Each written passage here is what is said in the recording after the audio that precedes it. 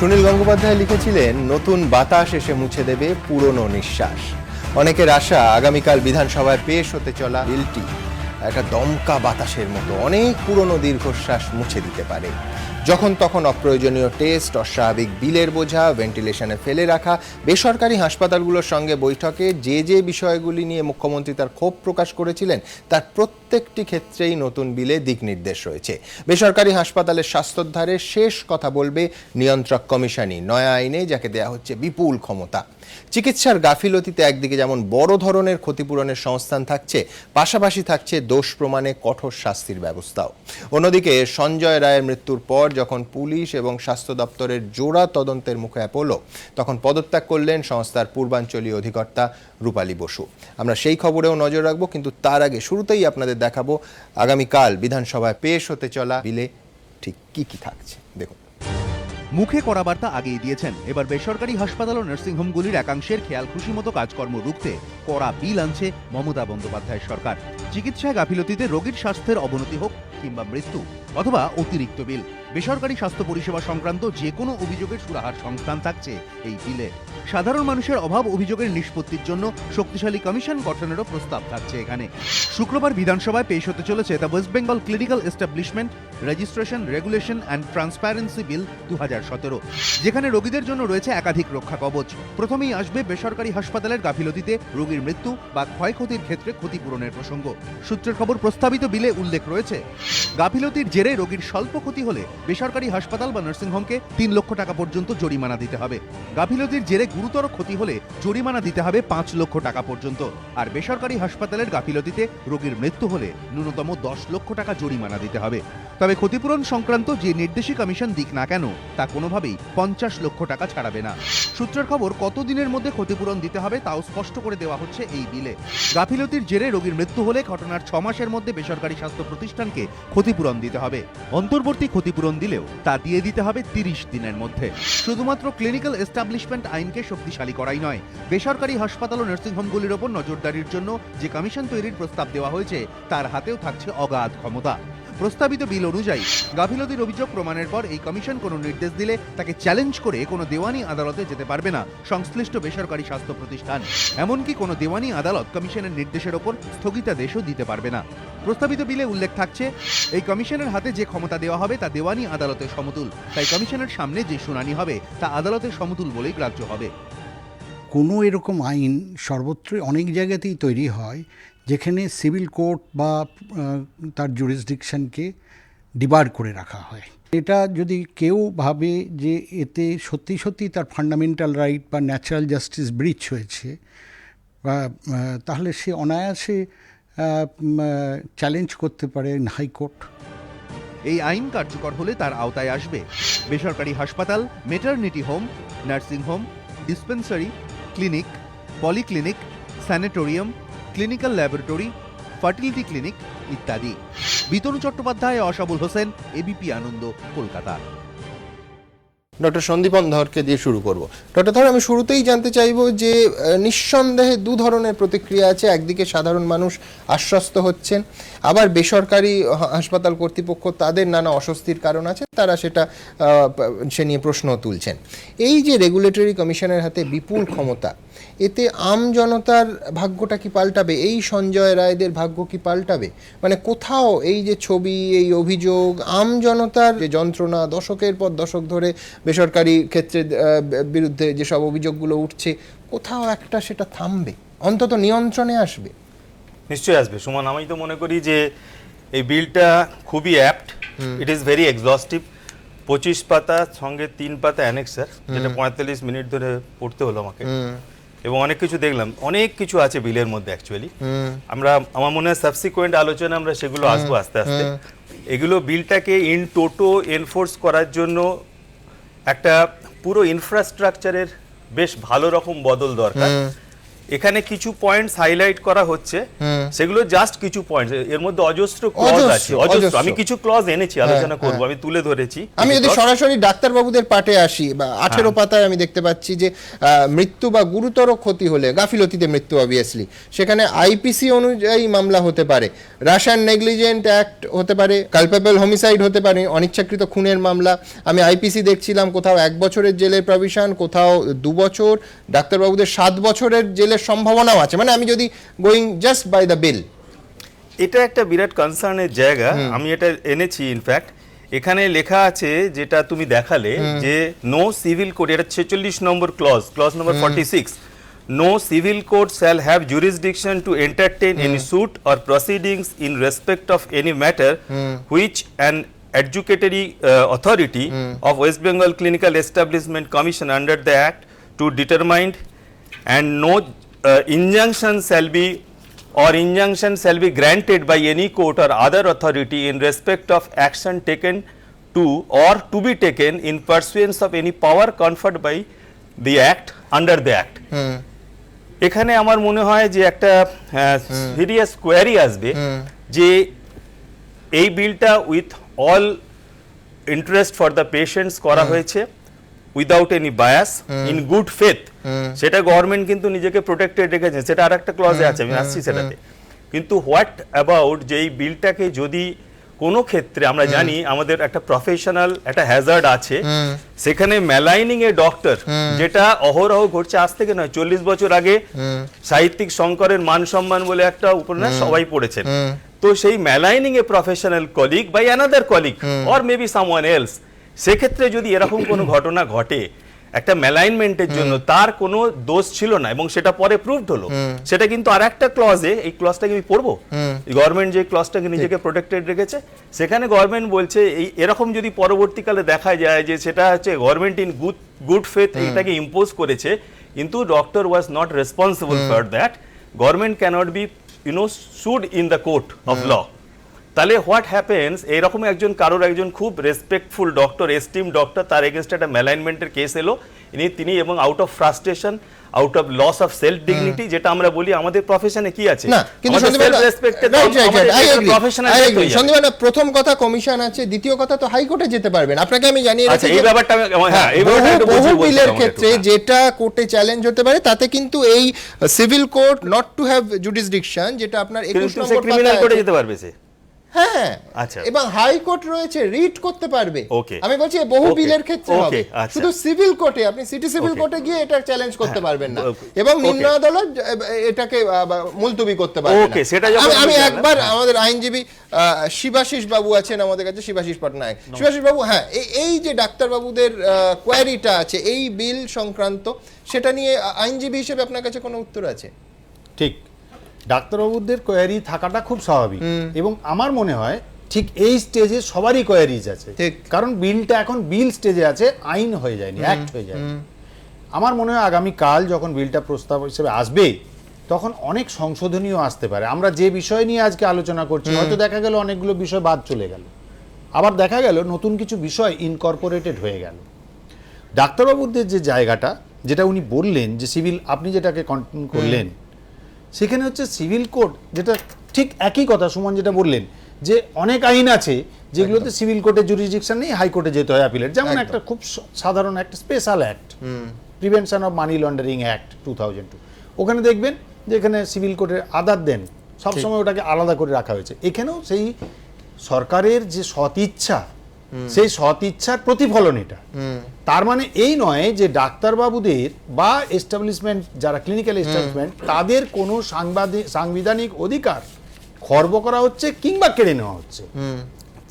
তাহলে সাংবিধানিক অধিকার যদি কারো কেড়ে না নেওয়া হয়, সেই আইনটা নিয়ে আমার মনে হয় এখন গেল রব ওঠার জায়গা নেই। ফাইন, আমি দ্রুত একবার দেখব অবশ্যই হাসপাতাল কর্তৃপক্ষ তারা কি ভাবছেন, যে বেসরকারি হাসপাতালকে নিয়ন্ত্রণের ভেতরে নিয়ে আসার জন্য এই বিল পেশ হতে চলেছে আগামীকাল রাজ্য বিধানসভায়, তারা কি ভাবছেন তাদের কথাও শোনাবো আপনাদের। কিন্তু তার আগে দেখাবো যে যখন তখন ভেন্টিলেশন, অপ্রয়োজনীয় পরীক্ষা, কিংবা ন্যায্য মূল্যের ডায়াগনস্টিক সেন্টার কিংবা মেডিসিনের দোকান, যে ইঙ্গিতগুলো মুখ্যমন্ত্রী বেসরকারি হাসপাতালের সঙ্গে তার বৈঠকে দিয়েছিলেন, তার সবগুলোর প্রতিফলনই কিন্তু এই বিলে দেখা যাচ্ছে। দেখুন। 4 ঘন্টা কাজ করলাম, একটা বিল তৈরি করলাম, যেটা বলেছিলাম করবো। কখনো কখনো যখন সব বাঁধ ভেঙে যায়, তখন বাঁধটাকে শক্ত করে ধরা উচিত। যা মুখে বলেছিলেন বিলে তাই থাকছে। শুক্রবার রাজ্য সরকার বিধানসভায় যে বিল পেশ করতে চলেছে তার ছত্রছত্রে মমতা বন্দ্যোপাধ্যায়ের ছাপ স্পষ্ট। প্রস্তাবিত এই বিলে বলা থাকছে, ধর্ষণ, অ্যাসিড হামলা, পথ দুর্ঘটনা, প্রাকৃতিক দুর্যোগে জখম কোনো রোগীকে বেসরকারি হাসপাতাল বা নার্সিংহোমে আনা হলে তার আর্থিক সংস্থান না দেখে আগে চিকিৎসা শুরু করতে হবে। হট করে একটা রাস্তায় অ্যাক্সিডেন্ট হলে একটা লোক নিয়ে চলে গেল, সে হসপিটালে হতে পারে, নার্সিংহোমে হতে পারে। আগে তো ট্রিটমেন্টটা চালু করতে হবে। আমার যদি জায়গা না থাকে, আমি তো প্রাইমারি ট্রিটমেন্টটা দিয়ে তারপরে দেখবো কোথায় জায়গা খালি আছে, তাকে সেখানে রেফার করবো। প্রাইমারি দিয়ে তারপরে চেষ্টা করুন আমার হসপিটালে জায়গা নেই, অন্য জায়গায় শিফট করবার। বেসরকারি হাসপাতাল বা নার্সিংহোমে বিল বাকি থাকলে দেহ আটকে রাখার অভিযোগ বারবার ওঠে। এই ধরনের অমানবিক ঘটনা এড়াতে এবার তৎপর সরকার। সূত্রের খবর, প্রস্তাবিত বিলে পরিষ্কার বলা থাকছে, টাকার জন্য কারো দেহ আটকে রাখা যাবে না, এমনকি টাকা না থাকলে জীবনদায়ী ওষুধ কিংবা চিকিৎসাও বন্ধ করা যাবে না। মৃতদেহকে আটকে রাখা যাবে না। প্রয়োজন না থাকা সত্ত্বেও যাতে রোগীর পরিবারের ওপর বিলের পাহাড় না চাপে, সেজন্য প্রস্তাবিত বিলে উল্লেখ করে দেওয়া হচ্ছে, অপ্রয়োজনীয় টেস্ট করিয়ে বিলের বহর বাড়ানো যাবে না। বেসরকারি স্বাস্থ্য প্রতিষ্ঠানে শয্যার ভাড়া, অপারেশন, পরীক্ষা নিরীক্ষার খরচ বেঁধে দিতে হবে। নির্দিষ্ট প্যাকেজের ওপরও বাড়তি খরচ চাপানো যাবে না। সব টেস্ট করি, পায়ের নখ থেকে মাথা। এত টেস্ট কেন বাবা? একটা প্যাকেজ আপনারা করেছেন, ধরুন হার্ট অপারেশনের জন্য এতটা টাকা, কিন্তু পরে কি হয়, ওই প্যাকেজটা আবার একটা প্লাস প্যাকেজ হয়ে যায়। বেসরকারি হাসপাতাল ও নার্সিংহোম নিয়ে সাধারণ মানুষের আরেকটি খুব পরিচিত অভিজ্ঞতা হলো, অভিযোগ থাকলেও জানানোর জায়গা খুঁজে পাওয়া যায় না। এই প্রেক্ষিতে প্রস্তাবিত বিলে বলে দেওয়া হচ্ছে, পরিষেবা, বিল, চিকিৎসা সংক্রান্ত অভিযোগ জানানোর জন্য প্রত্যেক বেসরকারি স্বাস্থ্য প্রতিষ্ঠানে গ্রিভ্যান্স সেল তৈরি করতে হবে। আইন কার্যকর হওয়ার পর থেকেই প্রত্যেক বেসরকারি স্বাস্থ্য প্রতিষ্ঠানে প্রেসক্রিপশন চালু করতে হবে, অনলাইনে মেডিকেল রেকর্ড রাখার ব্যবস্থা চালু করতে হবে। ওয়েবসাইট থাকা উচিত যেখানে ডেটাগুলো থাকবে। রেকর্ড সিস্টেমটা আপনারা চালু করুন। পাবলিক গ্রিভ্যান্সেস সেন্টারও থাকা উচিত সাথে সাথে। যে বেসরকারি স্বাস্থ্য প্রতিষ্ঠানে 100টিরও বেশি শয্যা রয়েছে, সেখানে ন্যায্য মূল্যের ওষুধের দোকান ও ডায়াগনোসিস সেন্টার চালু করার কথাও বলা হয়েছে প্রস্তাবিত বিলে। আপনাদেরও উচিত এক একটা ফেয়ার প্রাইস ডায়াগনোসিস সেন্টার করা নার্সিংহোম এবং বিশেষ করে প্রাইভেট হসপিটালে, তাই তো লোকে অনেকটা ফ্রিতে জিনিস পায়। ফেয়ার প্রাইস মেডিসিন শপ, যেখানে আপনারা কনসেশনে আপনাদেরও পেশেন্ট জিনিস পেতে পারে আউটসাইডাররা। এছাড়াও প্রস্তাবিত বিলে উল্লেখ থাকছে, বেসরকারি স্বাস্থ্য প্রতিষ্ঠানে ইনডোর এবং আউটডোরে চিকিৎসা ও পরীক্ষা নিরীক্ষার খরচ বেঁধে দিতে হবে। যে প্রতিষ্ঠানগুলি সরকারের থেকে জমি বা অন্যান্য সুযোগ সুবিধা নিয়েছে, তাদের 20% আউটডোরের রোগীকে এবং 10% ইনডোরের রোগীকে বিনামূল্যে চিকিৎসাও দিতে হবে। আমাদের গভর্নমেন্টের সাথে অনেক নার্সিংহোমের চুক্তি ছিল প্রাইভেট হসপিটালে, যে কিছু গরিব লোককে ট্রিটমেন্ট দেবে, কিছু হয় না সেটা। যখন আমরা নতুন লাইসেন্স দিই, গভর্নমেন্টের একটা প্রভিশন থাকে, সেক্ষেত্রেও কোনো সাহায্য দেয় না। কোথাও কোথাও গভর্নমেন্টের জমি দেওয়া হয়েছে, সেক্ষেত্রেও কোনো সাহায্য নেই। এই কড়া আইন কার্যকর হলে বেসরকারি হাসপাতাল ও নার্সিংহোমের একাংশের রোগী ঠকানো বন্ধ হয় কিনা সেটাই এখন দেখার। আশরাফুল হোসেন ও বিতনু চট্টোপাধ্যায়, এবিপি আনন্দ, কলকাতা।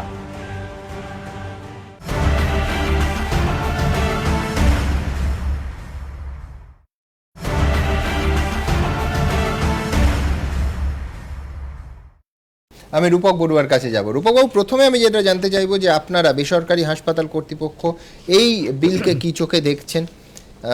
অনেকেই আমায় ইতিমধ্যে ফোন করেছেন, ক্যামেরার সামনে তারা বলতে চাননি, তারা বেশ আতঙ্কিত। আমি কয়েকটা অংশে আসছি, যেটা আইপিসি অনুযায়ী আমি বললাম যে শুধু লাইসেন্স বাতিল বা ক্ষতিপূরণ নয়, একেবারে সরাসরি কালপেবল হোমিসাইড, অনিচ্ছাকৃত খুনের মামলা কিংবা রেশন নেগলিজেন্ট অ্যাক্ট লাগু হতে পারে। প্রতিষ্ঠানের ক্ষেত্রে 3 লক্ষ থেকে 50 লক্ষ টাকা জরিমানা। এছাড়া ধরুন লাইফ সেভিং মেডিসিন বা এই রাস্তার দুর্ঘটনা, ন্যাচারাল ক্যালামিটি, রেপ, অ্যাসিড ভিকটিমদের আপনারা আর্থিক ক্ষমতা বিচার না করে পরিষেবা দিলেন না, সেখানে শাস্তি যা বলা হচ্ছে, লাইসেন্স বাতিল, রেজিস্ট্রেশন বাতিল, এমনকি গোটা সম্পত্তিটার বাজেয়াপ্ত করতে পারবেন এই কমিশন। এছাড়া এই কমিশনের সদস্যরা যে কোনো সময় সুপারভিশন করতে পারবেন এবং প্ল্যান্ড অর সারপ্রাইজ ভিজিট করতে পারবেন হাসপাতালে, সেখানে ইন্সপেক্ট করতে পারবেন, ডকুমেন্ট বা অন্য যে কোনো জিনিস সিজ করতে পারবেন। এই বিপুল ক্ষমতা, আমার এক আইনজীবী বন্ধু বলছিলেন যে ওশান অফ পাওয়ার, ক্ষমতার সমুদ্র দেয়া হয়েছে এই কমিশনকে। কিভাবে নিচ্ছেন এই বিলকে আপনারা? দেখুন, আপনি যদি সুমন, আপনি যদি বিলের কথাটা যদি বলেন, যে আমি একটি আনবায়াসড হইতে বলতে পারি এটার হয়তো প্রয়োজন ছিল, তাই এবার কতটা সেটা হচ্ছে আলোচ্য আপনি বিষয়। বলছেন প্রয়োজন ছিল? আমাদের অ্যাবসলিউটলি, কারণ আজকের দিনে যেভাবে এই আমাদের যে গ্যাপটা হয়ে যাচ্ছে, পেশেন্ট ডক্টর রিলেশনশিপে যে গ্যাপটা হয়ে যাচ্ছে, এবং এটা তো একটা জায়গা তো থামতে হবে, এটা তো এইভাবে তো চলতে পারে না।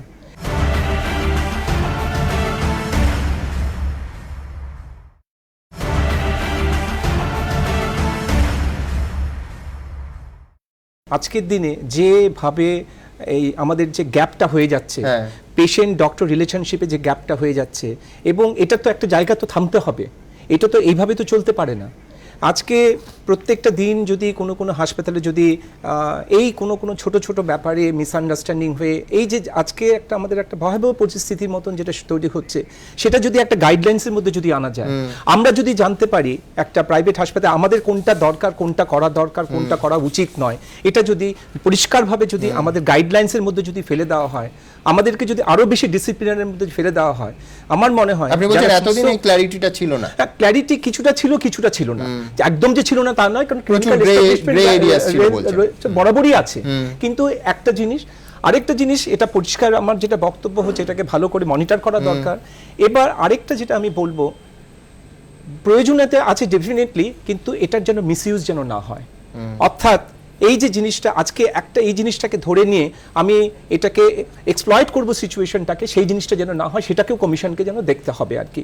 তো যারা আজকের দিনে প্রাইভেট হাসপাতাল একটা বড় জিনিস, প্রাইভেট হাসপাতাল তো আর কয়েকটা 8-10-15টা বড় হাসপাতাল নিয়ে তো প্রাইভেট বেসরকারি হাসপাতাল তো নয়, এটা একটা অনেক বড় একটা সেক্টর, 600-800 নার্সিংহোম আছে, সবাই পড়ছে এই প্রাইভেট হাসপাতালের মধ্যে। তো এখানে কয়েকজনের জন্য কোনো সময় কারোর জন্য পুরো হাসপাতালটা, পুরো বেসরকারীকরণ হাসপাতালের উপর যে চাপটা পড়ছে, এটা মনে হয় একটা জায়গায় বন্ধ করা উচিত, এবং এই হিসাবে আমি খুব স্বতঃস্ফূর্তভাবে এটাকে আমি স্বাগত জানাচ্ছি। Fair enough. আমি দ্রুত আপনাদের দেখাবো যে প্রভিশনগুলোর কথা আমি বলছিলাম, যে যদি গাফিলতির জেরে রোগী মৃত্যু হয় তাতে প্রতিষ্ঠান অবধি বন্ধ করে দিতে পারে সরকার। এই বিলে কিন্তু সেই প্রভিশন রাখা হয়েছে। দেখুন, যেখানে দরকার ছিল মানবিকতা, সেখানে যখন ওরা দেখায়নি, এখন আমরা ওদের টাকা ফেরত চাই না, তাদের বিরুদ্ধে আমি শাস্তি চাই। বেসরকারি হাসপাতাল ও নার্সিংহোমের বিরুদ্ধে এরকম ক্ষোভের পাহাড় জমে রয়েছে অনেকের মনেই, কিন্তু বহু ক্ষেত্রেই অভাব অভিযোগ থাকলেও তা সঠিক জায়গায় জানানোর সংস্থান থাকে না। এই প্রেক্ষাপটে রাজ্য সরকার আইন করে যে রেগুলেটরি কমিশন তৈরি করতে চলেছে, তাদের হাতে প্রয়োজনে বেসরকারি হাসপাতাল ও নার্সিংহোমগুলির বিরুদ্ধে একাধিক শাস্তিমূলক পদক্ষেপ নেওয়ার পর্যাপ্ত ক্ষমতা থাকছে। সূত্রের খবর, প্রস্তাবিত বিলে উল্লেখ থাকছে, বেসরকারি হাসপাতাল বা নার্সিংহোমে গাফিলতির জেরে রোগীর মৃত্যু বা গুরুতর ক্ষয়ক্ষতি হয়েছে বলে প্রমাণিত হলে কমিশন তাদের লাইসেন্স বাতিল করতে পারবে কিংবা সেই প্রতিষ্ঠান বন্ধ করে দিতে পারবে। এমনকি প্রয়োজনে সেই বেসরকারি স্বাস্থ্য প্রতিষ্ঠানের সম্পত্তি বাজেয়াপ্ত করার ক্ষমতাও থাকবে কমিশনের হাতে। প্রস্তাবিত বিল অনুযায়ী এই কমিশনের মাথায় থাকবেন হাইকোর্টের অবসরপ্রাপ্ত অথবা বর্তমান কোনো বিচারপতি কিংবা এমন কোনো অফিসার যিনি রাজ্যের মুখ্য সচিব বা অতিরিক্ত মুখ্য সচিবের দায়িত্ব সামলেছেন অথবা কেন্দ্রে সমতুল কোনো পদের দায়িত্ব সামলেছেন। কমিশনের সর্বোচ্চ 11 জন সদস্য থাকতে পারবেন। তারা চিকিৎসা, নার্সিং, আইন, সমাজসেবা, আর্থিক বিষয়ে জড়িত হতে পারেন। সূত্রের খবর, কমিশনের হাতে আরেকটি ক্ষমতাও দেওয়া হচ্ছে। প্রস্তাবিত বিল অনুযায়ী কারো গাফিলতিতে রোগীর মৃত্যু বা ক্ষয়ক্ষতির কথা প্রমাণিত হলে তার নাম, ঠিকানা এবং জরিমানার পরিমাণ তারই খরচে সংবাদপত্রে ছাপাতে পারবে কমিশন। এই আইন কার্যকর হলে গাফিলতির ক্ষেত্রে প্রতিষ্ঠানের পাশাপাশি ব্যক্তির বিরুদ্ধেও একই রকম কড়া পদক্ষেপ নেওয়া যাবে। সূত্রের খবর, প্রস্তাবিত বিলে উল্লেখ থাকবে, কোনো ব্যক্তির বিরুদ্ধে লাইসেন্স ও রেজিস্ট্রেশন সংক্রান্ত বিধি না মানার অভিযোগ প্রমাণিত হলে তার 3 বছর পর্যন্ত কারাদণ্ড হতে পারে। কারো গাফিলতিতে রোগীর মৃত্যু বা ক্ষয়ক্ষতি হলে ভারতীয় দণ্ডবিধি অনুযায়ী তার শাস্তি হবে। যদিও এই আইন শুধুমাত্র বেসরকারি স্বাস্থ্য প্রতিষ্ঠানগুলির ক্ষেত্রেই কার্যকরী হবে, রাজ্য, কেন্দ্র অথবা সামরিক স্বাস্থ্য প্রতিষ্ঠানগুলি এর আওতায় আসবে না। আর সরকারের এই বিল ঘিরে যখন আশায় বুক বাঁধছেন সাধারণ মানুষ, তখন মুখ্যমন্ত্রীর কড়া নির্দেশের পর জেলাতেও শুরু হয়েছে প্রশাসনিক তৎপরতা। কোচবিহারের চকচকায় পোদ্দার সুপার স্পেশালিটি হাসপাতালের বিরুদ্ধে দীর্ঘদিন ধরেই গাফিলতি, বেশি বিল সহ নানা অভিযোগ উঠছিল। এই প্রেক্ষিতে বৃহস্পতিবার এই বেসরকারি হাসপাতালে যান জেলাশাসক ও জেলার মুখ্য স্বাস্থ্য আধিকারিক। তাদের দাবি, এখানে নির্দিষ্ট কোনো আরএমও নেই, রেড চার্ট কিংবা ল্যাব টেকনিশিয়ানও নেই। এই খামতি চোখে পড়ার পরই বেসরকারি হাসপাতাল কর্তৃপক্ষকে শোকজ করেন জেলাশাসক। কিছু কিছু নিয়ম কানুন মানা উচিত ছিল, ও সবটা আমরা দেখলাম। আমরা এদেরকে শোকজ করব, ওরা উত্তর দেখ, পরে কি কারবাই করা যায় দেখা। বিল পেশের পর তা আইনে পরিণত হলে তৎপরতা আরও বাড়বে বলেই আশাবাদী সাধারণ মানুষ। বিতনু চট্টোপাধ্যায় ও আশাবুল হোসেন, এবিপি আনন্দ, কলকাতা। ডক্টর কিরণ মুখার্জির কাছে যাব। ডক্টর মুখার্জি, রূপক বড়ুয়া যে আশার ছবিটা তুলে ধরছেন যে একটা এই বিল আইনে পরিণত হলে একটা ব্রিজ যেটা ইতিমধ্যেই মানে আমাদের অনেক উড়াল পুলের মতো ফাটল দেখা দিচ্ছে সেইটা মেরামত হবে, সেটা স্মুথ হবে। আপনি চিকিৎসক হিসেবে ভরসা রাখছেন? রেগুলেশন তো অবশ্যই দরকার, রেগুলেশন আগেও ছিল আর এখন আরো করা হয়েছে রেগুলেশনটা। ব্যাপারটা হচ্ছে যে আইন যখন তৈরি হয়, আইন কিন্তু সার্বিকভাবে মানুষের ভালো দিকটা ভেবেই তৈরি করা হয়। তো প্রশ্ন হচ্ছে প্রয়োগ আর অপপ্রয়োগ দুটো কথা আছে। আইনে যদি যথাযথ প্রয়োগ হয় তাতে আমার মনে হয় কোনো আপত্তি থাকার কথা নয়। এইখানে দুটো জিনিস আসছে, একটা হচ্ছে যে বেসরকারি হাসপাতালের বিল ট্রান্সপারেন্সি, কমিউনিকেশন, এটা একটা ব্যাপার আসছে, এটা একটা দিক আছে, অবশ্যই সেটা থাকা উচিত, আগেও ছিল, ভবিষ্যতেও সেটা থাকা উচিত থাকবে। কিন্তু আগে কতটা পালিত হতো, কতটা পালন করা হতো, যতই করা আইন করুন, যথাযথ প্রয়োগ না হলে কোনো লাভ নেই। আর প্রয়োগটা যথাযথ হতে হবে, অপপ্রয়োগ যেন না হয়। আর নেগলিজেন্সের সঙ্গে যে সমস্ত আপনার এই টার্মগুলো ওনারা দিয়েছেন, একটা ডাক্তারিটা কিন্তু ঠিক ট্রু সায়েন্স বলা যায় না। এখানে এই যে আপনি বলছেন অ্যারিথমেটিকের হিসেবে সবসময় 2+2 হবে না, 2 4 হয়, 10 হয়, গ্রেড আছে। এবার নেগলিজেন্স আর কমপ্লিকেশন দুটো কিন্তু সম্পূর্ণ আলাদা। এবার এখনকার দিনে সাধারণ মানুষ কিন্তু বেশিরভাগ ক্ষেত্রে দেখা যায় যে কমপ্লিকেশনটাকে নেগলিজেন্স বলে ভাবেন। আমি একটা ছোট উদাহরণ দিচ্ছি, একটা ওষুধ খেয়ে আপনার অ্যালার্জি বেরোতে পারে, এমনকি টক্সিক এপিডার্মাল নেক্রোলাইসিস হতে পারে, কিন্তু আমার সেটা নাও হতে পারে।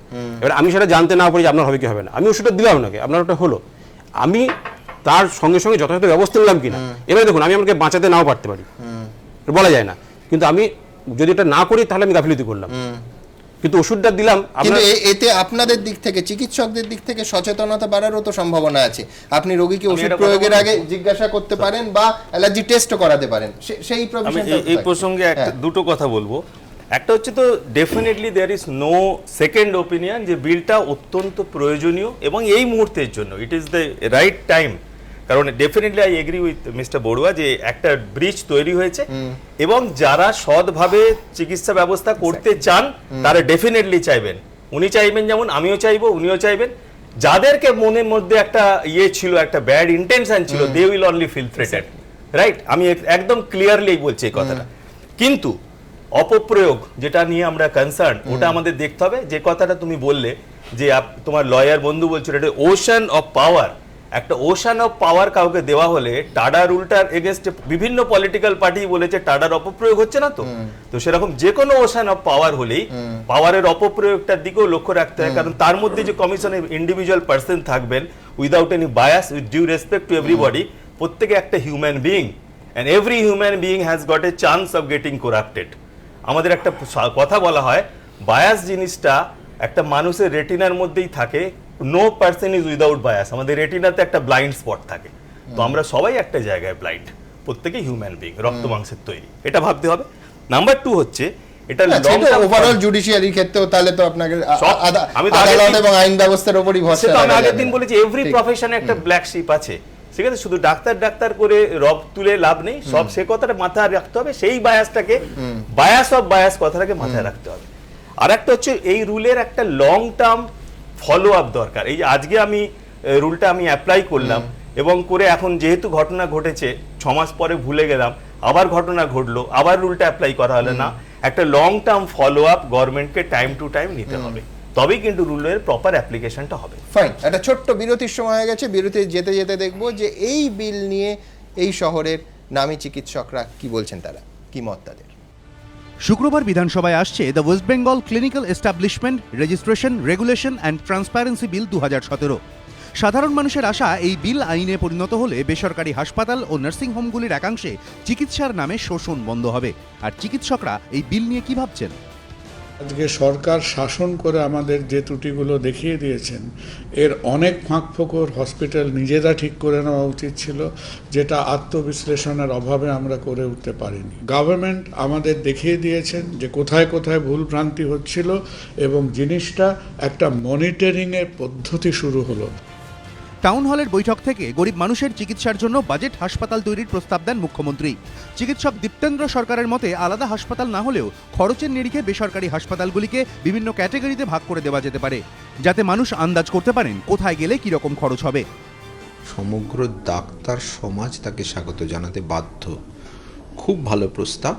বেসরকারি হসপিটালে যে পেশেন্ট ক্রিটিক্যাল তারা অর্থনৈতিকভাবে 7 লাখ 8 লাখ বিল না করে তারা প্রথমেই পেশেন্ট পার্টিদের কাউন্সেলিং করে যে আমাদের এখানে এতটাই খরচা, আপনারা কোনো বেসরকারি জায়গা থেকে সরকারি জায়গায় নিয়ে যান। সাধারণ মানুষের স্বার্থে বিলকে স্বাগত জানালেও শিশুরোগ বিশেষজ্ঞ অপূর্ব ঘোষের মন্তব্য, কোনো পক্ষই যেন ক্ষতিগ্রস্ত না হয় সেটা দেখা উচিত। ফাইন ব্যালেন্সটা এটাও কিন্তু এই রেগুলেটরি কমিশনকে দেখতে হবে। রেগুলেটরি কমিশন শুধুই যে রোগীর স্বার্থ দেখবে তা যেমন নয়, রেগুলেটরি কমিশনকে তেমনি দেখতে হবে যে হসপিটালের স্বার্থ।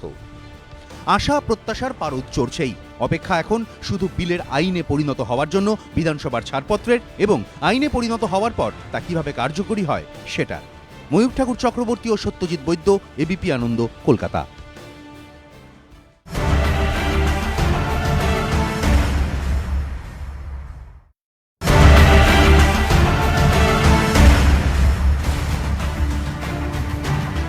নিঃসন্দেহে ঐতিহাসিক, এবং আমরা এই বিলের আলোচনা আসবো, কিন্তু তার আগে দ্রুত আপনাদের দেখাবো অ্যাপোলো হাসপাতালের বিরুদ্ধে জোড়া তদন্ত চলছে। একদিকে রাজ্যের স্বাস্থ্য দপ্তর, অন্যদিকে পুলিশ। ঠিক কোন জায়গা অবধি, কোন বিন্দু অবধি গিয়ে পৌঁছলো এই তদন্ত? পরপর দুদিন সঞ্জয় রায়ের পরিবারের বয়ান রেকর্ড করল সরকারি তদন্ত কমিটি। শুক্রবারই তারা স্বাস্থ্য দপ্তরের রিপোর্ট পেশ করতে পারে। সূত্রের দাবি, কমিটির রিপোর্টে অ্যাপোলোর বিরুদ্ধে বেশ কিছু তথ্য প্রমাণ উঠে এসেছে। স্বাস্থ্য দপ্তর সূত্রে দাবি, বেশ কয়েকটি বিষয়ে সন্তোষজনক ব্যাখ্যা দিতে পারেনি অ্যাপোলো কর্তৃপক্ষ। এর মধ্যে অন্যতম হলো বিলিং। সঞ্জয়ের 7 দিনের চিকিৎসায় কি করে 7,23,000 টাকার বিল হলো তা নিয়ে হাসপাতাল যা জবাব দিয়েছে তাতে সন্তুষ্ট হননি কমিটির সদস্যরা। তারা মনে করছেন ওভার বিলিং হয়েছিল। স্বাস্থ্য দপ্তর সূত্রে দাবি, পরিবারের কাছ থেকে ফিক্সড ডিপোজিটে নথি কেন নেওয়া হয়েছিল তারও কোনো সন্তোষজনক উত্তর দিতে পারেনি অ্যাপোলো কর্তৃপক্ষ। স্বাস্থ্য দপ্তর সূত্রে খবর, দেরিতে চিকিৎসা শুরু এবং সঞ্জয়কে দেরিতে ছাড়ার অভিযোগের বিষয়টিও তদন্ত রিপোর্টে গুরুত্বপূর্ণ ভূমিকা নিতে পারে। চিকিৎসা ও বিল সংক্রান্ত নথি খতিয়ে দেখে তিনি ফুলবাগান থানার 3 তদন্তকারী অফিসার অ্যাপোলো হাসপাতালে যান। সঞ্জয়ের চিকিৎসার সঙ্গে যুক্ত সংশ্লিষ্ট ব্যক্তিদের এবং সঞ্জয়ের পরিবারের সঙ্গে যারা কথা বলেছিল তাদের সবার নামের তালিকা নিয়ে আসে পুলিশ। সূত্রের খবর, অ্যাপোলো থেকে পাঠানোর সময় সঞ্জয়ের শারীরিক অবস্থা কেমন ছিল তা জানার জন্য এসএসকেএম হাসপাতালের কাছে রিপোর্ট চেয়েছেন তদন্তকারীরা। অ্যাপোলোর রিপোর্টের সঙ্গে ওই রিপোর্ট মিলিয়ে দেখা হবে, খতিয়ে দেখা হবে সঞ্জয়ের ময়না তদন্তের রিপোর্ট। এদিন অ্যাপোলো থেকে বেরিয়ে শিয়ালদা আদালতে যান ফুলবাগান থানার অফিসারেরা। সূত্রের খবর, পরবর্তী পদক্ষেপ কি হতে পারে তা নিয়ে সরকারি আইনজীবীর সঙ্গে কথা বলেন তারা, কারণ পুলিশ চাইছে 2-1 দিনের মধ্যেই তলবের প্রক্রিয়া শুরু করে দিতে। অ্যাপোলো যেসব নথি থানায় জমা দিয়েছিল সেগুলিও স্বাস্থ্য দপ্তরে পাঠিয়ে দিয়েছে ফুলবাগান থানা। নিমাই পান্ডা ও প্রকাশ সিনহা, এবিপি আনন্দ, কলকাতা। আমি রঞ্জিত সরকারের কাছে যাব। রঞ্জিত বাবু, আপনি এবং আপনার সংগঠন গত 16 বছর ধরে এই চিকিৎসা বলুন, অপচিকিৎসা বলুন, এর বিরুদ্ধে লড়াই করছেন। কোথাও এই 16 বছরে কাজ করতে করতে আপনাদের কি মনে হয়েছে যে এই ধরনের একটা বিল অত্যন্ত জরুরি ছিল, সময়ের প্রয়োজন? এতদিন অবধি যারা মেডিকেল নেগলিজেন্সের ভিকটিম থাকতো তারা বুঝতে পারতো না ভবিষ্যতে তারা কোন পদক্ষেপ নেবে তাদের যে গ্রিভান্সেস রয়েছে সেটা অ্যাড্রেস করার জন্য। আজকে এই বিলটি যেটা আনা হয়েছে, ক্লিনিক্যাল এস্টাবলিশমেন্ট অ্যাক্ট, সেটা কিন্তু একটা পথ নির্দেশিকা দিয়ে দিয়েছে এই ভিকটিমদের কাছে। তাদের কাছে একটা নতুন পথের নির্দেশ এসছে যে অন্ধকারাচ্ছন্ন ভবিষ্যতের দিকে চেয়ে থাকতে হবে না, আমরা পরিষ্কারভাবে জানি আমাদের কি কি স্টেপ নিতে হবে। এটা একটা অত্যন্ত পজিটিভ দিক নির্দেশ for the victims of the medical negligence. এবং সারা বাংলা জুড়ে আমাদের মধ্যে এতটা অনভিজ্ঞতা আছে, এত জিনিস জানা নেই, যাতে ভিকটিমরা বুঝতে পারতো না যে আমি কোথায় দাঁড়াবো, কি করব। আজকে এটা welcome relief for the entire state of Bengal. Ranjit babu, তাহলে কি কোথাও একটা এরও প্রয়োজন আছে যে এই বিল নিয়ে, এই বিল যখন অ্যাক্ট হবে, আইন পাস হবে অ্যামেন্ডমেন্ট সহ, তখন এটা নিয়ে লাগাতার প্রচার, সচেতনতা, ধরুন কলকাতা শহরে সচেতনতার লেভেল খুব স্বাভাবিকভাবেই অনেক উঁচুতে, কিন্তু গ্রামে গঞ্জে সর্বত্র এখন এই বেসরকারি হাসপাতাল এবং নার্সিংহোম গজিয়ে গেছে। সেখানেও ক্রমাগত এই প্রচারটা নিয়ে যেতে হবে একটা, যেখানে একদিকে মানুষ, অন্যদিকে এই বেসরকারি কর্তৃপক্ষ তারাও সচেতন হবেন যে what to do and what not to do. না, এই সম্পর্কে আমি আপনাকে বলতে পারি, প্রচার করার বেশি প্রয়োজন এখানে পড়বে না। যখন একটা ভিকটিম শিকার হয়, আচ্ছা, সে কিন্তু তার এতটা মানসিক যন্ত্রণা থাকে, তাকে যদি আপনি বলেন যে go to the top of the hill, or go to the bottom of the earth, he is ready to go anywhere. He is ready to go anywhere. সুতরাং সে তার পথ খুঁজে নেবে, সে ছুটে চলে আসবে কি করে তার গ্রিভান্সেস কি করে রিড্রেসাল হতে পারে।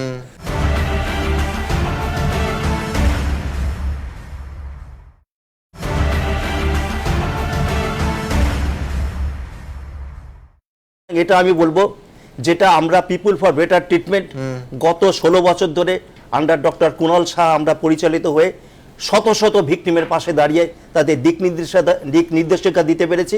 এই বিল আমাদের সেরকমভাবে সাহায্য করবে, কিন্তু আমার এর সম্বন্ধে বেশ কিছু কথা বলার আছে। প্রথমত, এই bill is subservient to the high court and supreme court. এই বিল যা আনা হবে that would be definitely challenged in the high court and supreme court, and we know that once the matter goes to the High Court, the case will continue for years and years. I'm telling you very frankly, for years and years. Justice will be coming. একবার আপনাকে আমি interrupt করছি, সেখানে এখানে কিন্তু বহু ক্ষেত্রে একদম টাইম ফ্রেম, বিশেষ করে ক্ষতিপূরণের ক্ষেত্রে বেঁধে দেওয়া হয়েছে। আপনি বলছেন যে এটার উপরও কোর্ট থেকে স্থগিতাদেশ এনে এটাকে আটকে দেওয়া যাবে। Law of the land is actually enacted by the High Court and the Supreme Court. They are very much powerful. They are very much powerful. সুতরাং তাদের কাছে যাবেই সমস্ত কিছু, everything would be challenged, each and every aspect would be challenged. এবং তার পরিপ্রেক্ষিতে কি হবে, আপনারা মনে হচ্ছে এই বিলটা নিয়ে এলো বিরাট একটা ক্ষমতা চলে এলো, please don't think that immediately some redressal would be done. It will take years, I am telling you, it will take years. এবং আমার সেটাই সবচেয়ে বড় ব্যাপার, আমাদের এখানে সুপ্রিম কোর্ট যদি কথাটা বলেন, that is applicable for the entire country. সেখানে আমরা সুপ্রিম কোর্ট কিন্তু বলে দিয়েছে মে 2 মধ্যে এমসিআইকে ভেঙে 4টে খণ্ড করতে, 4টে কমিশন করতে হবে। এবং দ্বিতীয় কথা, কমিশন ফর্ম করে সমস্ত কিছু রিড্রেসাল করতে হবে। দ্যাট যখন সুপ্রিম কোর্ট করে, সেন্ট্রাল গভর্নমেন্টকে বলেছে এটা করার জন্য, যদি না করে central government would be under contempt of court, under contempt of apex court. সেটা হবে ল।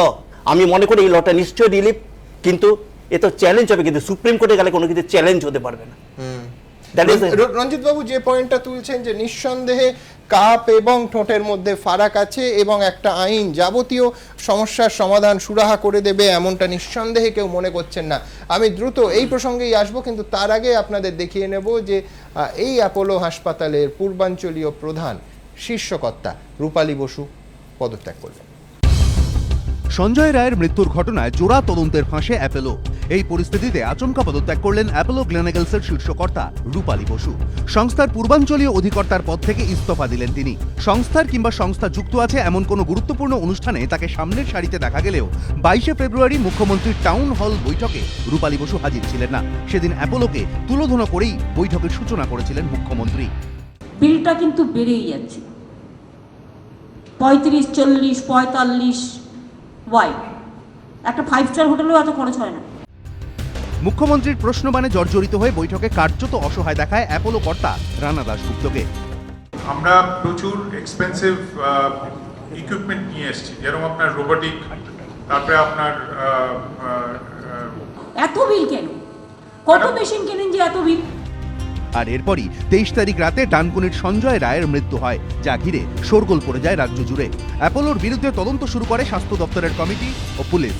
সূত্রের খবর, এই পর্বেও বিদেশে ছিলেন অ্যাপোলো গ্লেনেগেলসের সর্বময় কর্তা রূপালী বসু। সঞ্জয়ের মৃত্যু শিরোনাম হওয়ার পর অ্যাপোলোর বিরুদ্ধে সামনে আসতে শুরু করে বহু পুরনো অভিযোগ। মুখ খোলেন রোগী ও তাদের পরিজনেরা। হাসপাতালে পুলিশ পৌঁছয়, থানাতেও যেতে হয় অ্যাপোলো কর্তাদের। সূত্রের খবর, অ্যাপোলো কর্তৃপক্ষ মনে করছিল লাগাতার এইসব ঘটনায় ধাক্কা লাগছিল তাদের ব্র্যান্ডে, নষ্ট হচ্ছিল বিজনেস ইমেজ। এরপরই নড়ে চড়ে বসে অ্যাপোলোর শীর্ষস্তর। চেন্নাই থেকে কলকাতা চলে আসে অ্যাপোলোর বিশেষ দল। কলকাতা অ্যাপোলোয় খামতি খোঁজার কাজ শুরু করেন তারা। খোদ অ্যাপোলো চেয়ারম্যানের মেয়ে পৃথা রেড্ডিও বুধবার কলকাতায় পৌঁছে যান। এখানকার কর্তৃপক্ষের সঙ্গে দফায় দফায় বৈঠক করেন তিনি। বৃহস্পতিবার বোর্ড মিটিং হয়। সূত্রের খবর, এই বৈঠকে পদত্যাগপত্র পেশ করেন রূপালী বসু। সঙ্গে সঙ্গে তা গৃহীত হয়ে যায়। নানা মহলে প্রশ্ন, তাহলে কি বর্তমান বিতর্কের প্রেক্ষিতে রূপালীকে পদত্যাগ করতে বাধ্য করা হলো? মৃত সঞ্জয় রায়ের পরিবারের দাবি গোটাটাই আইওয়াশ। 1988 সালে আরজিকর মেডিকেল কলেজ থেকে MBBS পাশ করেন Rupali Basu. Mother and child welfare নিয়ে all India institute of hygiene and health থেকে স্নাতকোত্তর। হসপিটাল ম্যানেজমেন্টের কোর্স করেন বস্টনের হার্ভার্ড মেডিকেল ইন্টারন্যাশনাল থেকে। একটা সময় ওখার্ড হাসপাতালের উচ্চ পদেও কাজ করেছেন। অ্যাপোলোর সঙ্গে যুক্ত হওয়ার পর দ্রুত শীর্ষে উঠে যান রূপালী। কলকাতা অ্যাপোলোর সিইও থেকে একেবারে সরাসরি সংস্থার পূর্বাঞ্চলীয় অধিকর্তার পদে। পূর্ব ভারতের বেসরকারি হাসপাতালগুলির সংগঠন ইস্টার্ন ইন্ডিয়া হসপিটালস অ্যাসোসিয়েশনের প্রেসিডেন্টও হয়েছেন রূপালী। হেলথ ও লাইফস্টাইল নিয়ে অ্যাপোলো এডুকেশন ট্রাস্টের পত্রিকার সম্পাদনার দায়িত্ব সামলেছেন তিনি। সূত্রের খবর, সম্প্রতি অ্যাপোলো যে কটি সিনেমা প্রযোজনা করেছে তার নেপথ্যেও রূপালীর গুরুত্বপূর্ণ ভূমিকা ছিল। পোশাক থেকে স্টাইল স্টেটমেন্ট সব কিছুতেই পারফেক্ট। বছর 54 রূপালী অফিস সামলেও শাড়ির ডিজাইনিংও করেছেন। বলতেন এটা তার ডাক্তারি পড়ার সময়কার নেশা। শাড়ির পসরা সাজিয়ে কলকাতায় একাধিক প্রদর্শনী করেছেন। স্বাস্থ্য সংক্রান্ত কোনো অনুষ্ঠান হোক কিংবা ফ্যাশন শো কিংবা কৃতি মহিলাদের কোনো অনুষ্ঠান, সর্বত্র রূপালী বসু গ্ল্যামার ওয়ার্ল্ডে অবাধ বিচরণ। এহেন রূপালী বসু পদত্যাগ করলেন।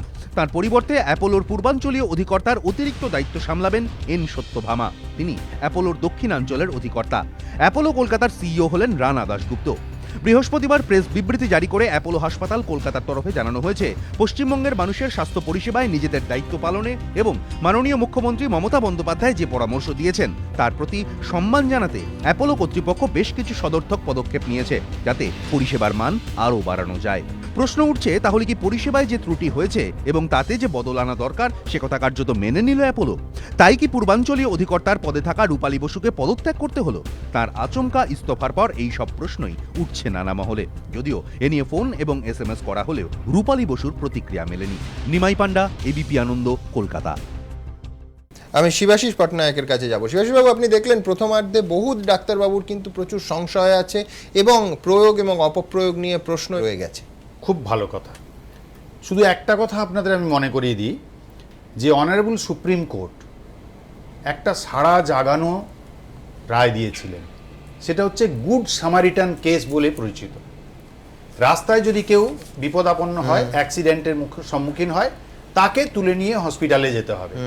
অনারেবল সুপ্রিম কোর্ট বারবার বলে দিয়েছিলেন ওই জাজমেন্টে গাইডলাইন্স দিয়ে যে যদি কোনো সাধারণ মানুষ একটা রোড অ্যাক্সিডেন্টের পেশেন্টকে নিয়ে হসপিটালে আসেন, তাকে ফেরানো যাবে না, তাকে চিকিৎসা দেওয়া যাবে। আমার প্রশ্ন ডাক্তারবাবুদের কাছে যে এই জাজমেন্ট হওয়ার পরে একটা রেকর্ড তারা দেখাতে পারবেন সারা ওয়েস্ট বেঙ্গল, সারা ভারতবর্ষে আজকের রেসপেক্টে, যে এই হসপিটালগুলো প্রাইভেট কিংবা সরকারি তারা ফিরিয়ে দেননি? তারা ফিরিয়ে দিয়েছেন সুপ্রিম কোর্টের গাইডলাইনকে অমান্য করেছেন বলেই আজকের এই অনুষ্ঠানের প্রয়োজন হয়েছে, আর আজকের এই বিলের প্রয়োজন এসেছে। ডাক্তারবাবু কেন, আমি বলছি আরো স্পেসিফিক্যালি হাসপাতাল কর্তৃপক্ষ। তাই বলে সঞ্জয় রায়ের এখনো পর্যন্ত যা অভিযোগ শিবাশিসবাবু, সেটা হচ্ছে পুরো টাকা না পাওয়া পর্যন্ত তার চিকিৎসা শুরু হয়নি। সিটি স্ক্যান হয়েছে 3 ঘন্টা 20 মিনিট পর। এটা তো হিমশৈলের চূড়া মাত্র। যদি আজকে আপনারা নিজেরাও, আমরা দেখেছি যে বিভিন্ন বিষয়ে আপনারা অন্তর তদন্ত করেন, কি বেরিয়ে আসে, যেটা বেরিয়ে আসবে তাহলে দেখবেন ঠক বাজতে গাঁ উজাড় হয়ে যাবে। একটা জায়গা মাননীয় মুখ্যমন্ত্রী বললেন যে রোড অ্যাক্সিডেন্টের ব্যাপারে, সেই রোড অ্যাক্সিডেন্টের ব্যাপারে গুড সামারিটান কেসে আমি যেটা বললাম সেই জায়গাটা মাথায় রাখবেন। হসপিটাল কর্তৃপক্ষ এতদিন পর্যন্ত অবহেলা করে গেছেন, সেই জায়গাটা ছিল। আমরা আবার মনে করিয়ে দিচ্ছি, ডক্টর অপূর্ব ঘোষ যিনি বললেন একটু আগে, লকে ব্যালেন্স হতে হবে। যদি ল কথাটাকে ধরি, আইনটা কিন্তু ব্যালেন্স। এটা আমার জন্য আইন নয়, আইনটা হচ্ছে সমাজের জন্য, মানুষের জন্য। সমাজটা মানুষ দিয়ে তৈরি হয়। ডাক্তারবাবুদেরকে গিলোটিনের মধ্যে ফেলার জন্য আইন নয়, হসপিটাল কর্তৃপক্ষকে জাহান্নামে পাঠানোর জন্য আইন নয়, সাধারণ মানুষকে তুলে ধরার আইন নয়। আইন হচ্ছে সাধারণ মানুষের স্বার্থে, সাধারণ মানুষের সুবিধার্থে। ঠিক আপনি পথ দুর্ঘটনার কথা বললেন, আমি দর্শকদের মনে করিয়ে দেবো, ইঞ্জিনিয়ারিং এর এক ছাত্র এই চ্যানেলে 1 মাসের মধ্যে আমরা খবর করেছিলাম যে দুর্ঘটনায় পড়েছে, তাকে একটি শহরের বেসরকারি হাসপাতালে নিয়ে যাওয়া হয়েছিল এবং তাকে ফিরিয়ে দেওয়া হয়েছিল। এখানে এই বিলের ক্ষেত্রে রাস্তার দুর্ঘটনা, ন্যাচারাল ক্যালামিটি, ধর্ষণ, অ্যাসিড হামলা, এই ধরনের কেস যে মুহূর্তে কোনো বেসরকারি হাসপাতাল বা নার্সিংহোমে পৌঁছবে, আর্থিক অবস্থা বিচার না করে সঙ্গে সঙ্গে ট্রিটমেন্ট করতে হবে এবং যদি সেই ট্রিটমেন্ট না পাওয়া যায় তাতে লাইসেন্স বাতিল, রেজিস্ট্রেশন বাতিল, সম্পত্তি অবধি সেই নার্সিংহোম বন্ধ করে সম্পত্তি বাজেয়াপ্ত হতে পারে। আমি বলছি সুভাষদা, দুর্ভাগ্য যে এটা বলে দিতে হচ্ছে। হাসপাতালে গেছেন দুর্ঘটনায় পড়ার একজন মানুষ, সব স্বাভাবিক প্রতিক্রিয়ায় চিকিৎসা শুরু হবে। না, এই যে বিলটা এসছে, বিলটা শুভ, কিন্তু অশুভ শক্তির হাত কিন্তু অনেক শক্ত। এই বিলেতে মমতা আছে, কিন্তু যারা বিপক্ষে তাদের ক্ষমতাটাকে কিন্তু খুব খাটো করে দেখলে চলবে না। এই বিলেতে কিছু জিনিস আছে যেটা বাস্তবায়িত করা যাবে না। কিরকম? একদম খুব স্পেসিফিক বলছি, আইনের মানুষরা আছেন এখানে। বলছে এটা কমিশন, সেকশন 35 থেকে এটা আল্ট্রাভারিস হয়ে যাবে এবং এটা টিকবে না। আমার মনে হয় যে অ্যাসেম্বলিতে এটা যখন আলোচনা হবে, ওখানে অনেক ডাক্তাররা আছেন, ডাক্তার বারোশ ভূঁইয়ার মতো বিজ্ঞ ডাক্তারও রয়েছেন। দেখুন এটা কি বলছে, যে এই যে একটা হাইকোর্ট জাজ কমিশনের চেয়ারপারসন হবে বা চিফ সেক্রেটারি, এবং তারা কি করবে, monitor the function of the clinical establishment. No, একটা কমিশন একটা পার্টিকুলার একটা ইভেন্ট বা একটা ঘটনাকে কেন্দ্র করে হয়, কন্টিনিউইটি একটা কিছু থাকে না তার মধ্যে। এটা এক। 2 নম্বর দেখুন কি বলেছে, যে সেই চেয়ারম্যান কি হবে, provided that a retired high court জাজ if appointed a chairperson may pursue his professional work. তিনি তার আইনের কাজটাও করবেন, এটা পার্ট টাইম বেসিসে করবেন। থার্ড হচ্ছে, ভারত দেখবেন সেকশন 39 বলছে, regulatory commission may hold a meeting at least once a month. It is এটা এই কমিশনের ব্যাপারটা এর মধ্যে ঢোকানোটা, এটা একটা ভীষণ ভুল। যারা এটা ফ্রেম করেছেন, মানে এটা ড্রাফট করেছেন, তারা কর্তৃপক্ষকে খুশি করার জন্য আরেকটা বড় কথা এখানে আছে, গাফিলতি প্রমাণ করা। স্ট্যান্ডার্ড ট্রিটমেন্ট গাইডলাইন যদি না হয় তাহলে, এবং সেন্ট্রাল অ্যাক্টে কিন্তু স্ট্যান্ডার্ড ট্রিটমেন্ট গাইডলাইন আছে প্রত্যেকটা ডিজিজ ধরে, ডাক্তারবাবু ভালো বলতে পারেন। এখানে সুভাষ একটা প্রশ্ন আছে, আজকে যদি এই ধরনের কোনো ঘটনা হয়, পুলিশকে মেডিকেল কাউন্সিল অফ ইন্ডিয়ার তার পারমিশন নিয়ে তারপর পুলিশ অ্যাক্ট করতে পারে, পুলিশ অ্যাকশন শুরু হয়, এক্ষেত্রে তো মানে কিভাবে পুলিশ কাজ করবে? না, পুলিশের তো এখানে তো মানে কমিশন পুরোটাই কমিশনের গায়ে। না, এটা রং অ্যাপ্রোচ। আমি উইথ ডিউ রেসপেক্ট বলছি যে কমিশন না, একটা যেমন হেলথ ডাইরেক্টরেট থাকে, যারা এটা বুঝবেন ব্যাপারটা। আমার মনে আছে এক সময় স্বাস্থ্যমন্ত্রী ছিলেন আইনের কোনো মানুষ, তো তার কাছে কিন্তু 11 জন সদস্যের মধ্যে না শুনুন, এটা খুব বিশেষজ্ঞ ডাক্তার আছে। না, বিশেষজ্ঞ ডাক্তার একটা অনলি মেম্বার। এক সেকেন্ড, পাঁচটা 38(1)(3) তে দেখুন, provided that any complaint of medical negligence against medical professionals will be dealt with by the respective state medical council. এবং কোথায় আছে দেখুন, বেঁধে দেওয়া হচ্ছে ওই জায়গায়। এবং সরকারি জায়গাটা যেটা বললেন যে মাননীয় মুখ্যমন্ত্রী তার মমতা এখানে ঝরে পড়ছে, কিন্তু ক্ষমতার যারা অপব্যবহার করেন তাদের জায়গাটা এখানে বাধা আছে। এখানে আমার সাধারণ মানুষ হিসেবে একটা প্রশ্ন আছে, সেটা হচ্ছে আমরা তো বেসরকারি নার্সিংহোম হাসপাতাল এস্টাবলিশমেন্টের দিকে খুব আঙুল তুলছি, অবশ্যই তার প্রচুর এক্স্যাক্টলি ন্যায্য কারণ ও নিঃসন্দেহে আছে, কিন্তু আমি বলছি সরকারি ক্ষেত্রে গাফিলতির অভিযোগ কম নেই। কলকাতা সিএমআরআই হাসপাতালে যেদিন ভাঙচুর হলো সেদিনই এসএসকেএমে ভাঙচুর হয়েছে, অভিযোগটা দুটো ক্ষেত্রেই এক, গাফিলতির। সেখানে সরকারি ক্ষেত্রে গাফিলতির ক্ষেত্রে একদম সেটাকে আইনের নিয়ন্ত্রণে বাঁধনে আমরা আনলাম না কেন? King can never do any wrong. আপনারা তাহলে আইনের 2 নম্বর ডেফিনেশনে চলেছেন, ডেফিনেশন 2(1)(a) দেখুন, এ ট্রাস্ট এ ক্লিনিক্যাল এস্টাবলিশমেন্ট, একবার লাস্ট মানে আপনি থার্ড পেজের লাস্ট দেখুন, weather public or private. Public মানে তো হাসপাতাল। তাহলে আমি না এক সেকেন্ড শিব, আমি আপনাকে দেখাচ্ছি। আপনি 1 নম্বর পয়েন্টে চলে যান, তার 4 নম্বর ক্লজ দেখুন, it shall be apply to all clinical establishment other than any clinical establishment maintain by or under the control of the state government, central government or local self government or local authority. পরিষ্কার contradict করছে। এবং তারই থার্ডে আছে army arm force. ওই জায়গাটাই আমি বলছি, দুটো জায়গা আমি বলছি, না রাজ্য সরকারের, না কেন্দ্র সরকারের, না ইভেন পুরসভা স্থানীয় যে স্বশাসিত যে সংস্থা তার আন্ডারে সেখানকার ডাক্তারবাবু গাফিলতি করলে এই আইনের আন্ডারে পড়বে না। পরিষ্কার, চ্যাপ্টার 1 ক্লাস 4/A। আমি অবশ্যই যাব। এবার আপনাদের দেখাবো যে একজন সাধারণ মানুষের জীবনে এই ধরনের, আমরা যে বিল নিয়ে এবং যে ধরনের সমস্যা বিল মিটিয়ে দেবে, বিল সমাধান করবে এমন আশা অনেকে করছেন, সেই ধরনের সমস্যা যে মানুষগুলোর জীবনে আসে তাদের ঠিক কী দুর্বিষহ অবস্থার মধ্যে দিয়ে যেতে হয় আমি দেখাবো। দেখে আমার স্টুডিওতে আমার অতিথি আছেন, তার কাছে আসবো একেবারে ফার্স্ট হ্যান্ড এক্সপিরিয়েন্সের জন্য। দেখুন, শুক্রবারই বিধানসভায় আসছে কড়া স্বাস্থ্য বিল। আশায় বুক বাঁধছে তারাও যারা এর আগে চিকিৎসায় গাফিলতির শিকার হয়েছেন। 2015 সাল থেকে পায়ের যন্ত্রণায় ভুগছিলেন খড়গপুরের নন্দিতা রায়। এমআরআইতে টিউমার ধরা পড়ে। 2016 সালে অ্যাপোলো হাসপাতালে টিউমার অপারেশন হয়। তখন বায়োপসিতে কিছু ধরা পড়েনি, কিন্তু বাড়ি ফেরার পর ফের পায়ে যন্ত্রণা শুরু হয়।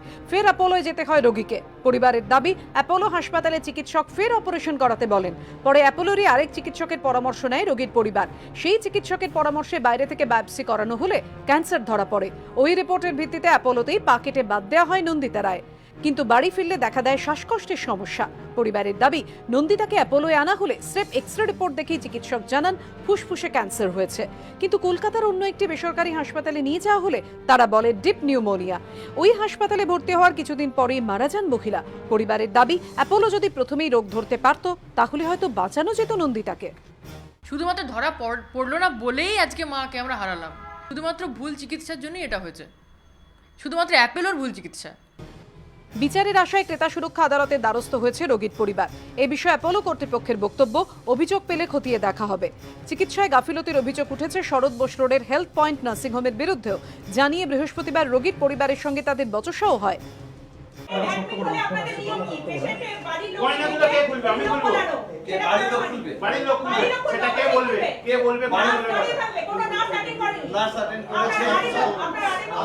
কাল দুপুর 1টা থেকে আজকে যে 11টা অবধি, সকাল 11টা এমআরআই এর জন্য লোক ঢোকানো হয়েছে ওনাকে। 22 ঘন্টার মধ্যে যদি আমার পেশেন্টের যদি কিছু হয়ে যেত তার দায়িত্ব একে নিত।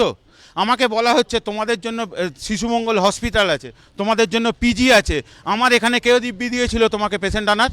আমাকে পিঠে হাত দিয়ে তুলে ঘর দরজা দিয়ে বার করে বলছেন, এই এর পেশেন্টকে বার করে দে, নিয়ে যা, তোর পেশেন্টকে নিয়ে যা। নার্সিংহোম কর্তৃপক্ষ অবশ্য রোগীর পরিবারের ঘাড়েই দায় চাপিয়েছে। উনি ওয়ার্ডে গিয়ে সিস্টারকে ধমকাচ্ছেন যে আমার পেশেন্টের কিছু হলে আমি দেখে নেব, সবাইকে দেখে নেব, ভাঙচুর করবো ইত্যাদি ইত্যাদি যা বলে থাকে, মিথ্যা অভিযোগ। এদিকে এদিন সুবিচারের আশায় স্বাস্থ্য ভবনে যায় আমির সোহেলের পরিবার। বাইক দুর্ঘটনায় জখম হয়েছিলেন তমলুকের এই যুবক। 30 জানুয়ারি ভর্তি করা হয় ইনস্টিটিউট অফ নিউরোসায়েন্সে। 25 ফেব্রুয়ারি মারা যান তিনি। পরিবারের দাবি, টাকার জন্য বারবার তাদের হেনস্থা করা হয়েছে। অ্যাডমিট করার জন্য বলেছিল 20,000 টাকা জমা দিয়েছিলাম, আর বলেছিল ওটি করতে 1,10,000 টাকা ইমিডিয়েট জমা দিতে হবে। তো আমরা বলেছিলাম আমাদের কাছে যা সোনা দানা গয়না আছে আমরা খুলে দিচ্ছি, আপনারা আগে আবার ভাইটাকে বাঁচিয়ে দিন, আপনি লিখে দিন কতক্ষণের মধ্যে টাকাটা জমা দিতে পারবে, সিগনেচার করে দিন, তারপরে আমরা ওটিতে নিয়ে যাচ্ছি। ওনারা রীতিমতো টাকা, বাকি টাকাটা ওই দিনই পেড করার জন্য আমাকে ফোর্স করতে থাকে। যদিও কোনো অভিযোগই মানতে চায়নি বেসরকারি হাসপাতাল। কখনো করা হয় না, এটা আমি আপনাকে জোর গলায় বলতে পারি, it is never done in this hospital, never. কোথাও টাকার জন্য হেনস্থা, কোথাও চিকিৎসায় মারাত্মক গাফিলতির অভিযোগ। বেসরকারি স্বাস্থ্যক্ষেত্র থেকেই বদরক্তই বের করতে চান মমতা বন্দ্যোপাধ্যায়। হিন্দোল দে, অরিত্রিক ভট্টাচার্য, আবির দত্তর রিপোর্ট, এবিপি আনন্দ। তাপসবাবু, আপনি আজ ক্রেতা সুরক্ষা দফতরের দ্বারস্থ হয়েছেন, এই কমিশন আপনাকে কতটা স্বস্তি দিচ্ছে? তো ওনারা আমার সমস্ত রিপোর্ট দেখে বললেন যে না, এ তো আপনার সঙ্গে খুব মানে ইনজাস্টিস হয়েছে। হ্যাঁ, তো এরকম দেখুন, আমার 5 থেকে 6 বার বায়োপসি হয়েছে অ্যাপোলোতে, তো বরাবরই ওনারা বলছে ক্যান্সার নয়। কিন্তু ডক্টর বিডি চ্যাটার্জি অভিজ্ঞত অপারেশন করেছিল আমার, ওই প্লেটিং অ্যান্ড গ্রাফটিং করে উনি অপারেশন করলেন। অপারেশন করার পরে 2 মাস না যেতে যেতে আবার সেই একইভাবে ফুলতে শুরু করলো, এবং ফোন করে ডক্টরের সঙ্গে পরামর্শ করতে গিয়ে ডক্টর বললো ও ক্যান্সার হয়ে গেছে, ও আপনার আর বাঁচবেন না। ফোনে আমাকে এই কথাই বলেছে, ও আর বাঁচবে না। তবুও আমরা এসেছিলাম, ডক্টর বিডি চ্যাটার্জি আবার অপারেশন করলেন। অপারেশন করে বললেন যে এ তো অপারেশন ঠিক হয়নি, এটা এইভাবে অপারেশন করলে এটা আবার নিশ্চয়ই হবে। হ্যাঁ, তো অপারেশন পদ্ধতি ভুল, যদিও এটা মৌখিক। হ্যাঁ, তো উনি বললেন যে অ্যাম্পুটেশন করতে হবে। অ্যাম্পুট করা হলো।